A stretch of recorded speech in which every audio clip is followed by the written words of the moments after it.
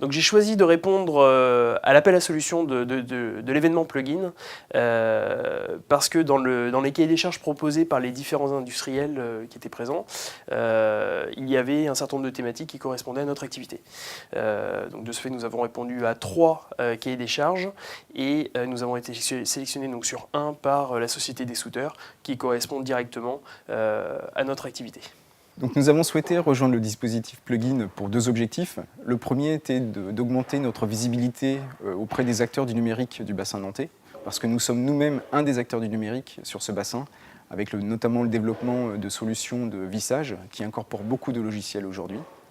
Et le deuxième objectif, c'était peut-être de répondre à des impératifs que nous aurons dans le futur, des challenges, notamment qui gravitent autour de tout ce qui est Industrie 4.0. Donc on va retrouver des challenges qui sont liés à l'utilisation de la donnée, à la pénibilité du travail à travers la cobotique, à travers l'utilisation par exemple d'outils mobiles pour pouvoir faciliter le travail des opérateurs sur les lignes de montage. Alors, ce que nous avons apprécié dans le dispositif, c'est que nous avons pu avoir un petit groupe de travail au sein de la société qui s'est réuni notamment au Fab Lab à Vougnay. Ça nous a permis de sortir un peu de notre quotidien, de mettre autour de la table des personnes du marketing, de la R&D, pour avoir une petite séance d'idéation, de créativité, qui nous a permis d'avoir un petit cahier des charges qu'on a pu présenter aux entreprises du numérique. Et également, à travers ce cahier des charges, une idée d'exosquelette a émergé et pour pouvoir les adapter à nos outils. Et en cours des pitchs que nous avons eus ensuite au travers des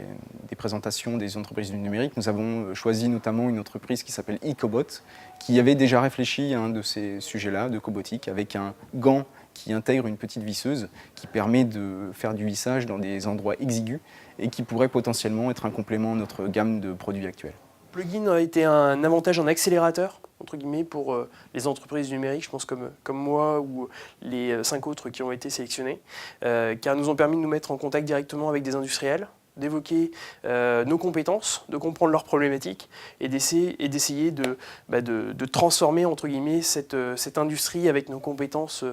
digitales pour amener une valeur ajoutée complémentaire et un regard extérieur sur l'industrie d'aujourd'hui.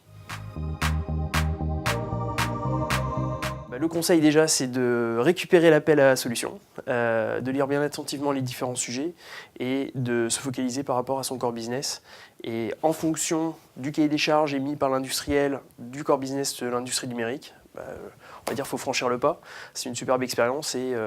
il y a des grosses opportunités derrière qu'aujourd'hui une start-up ou une entreprise numérique ne voit pas forcément car n'a pas la capacité d'être présent sur le tissu industriel.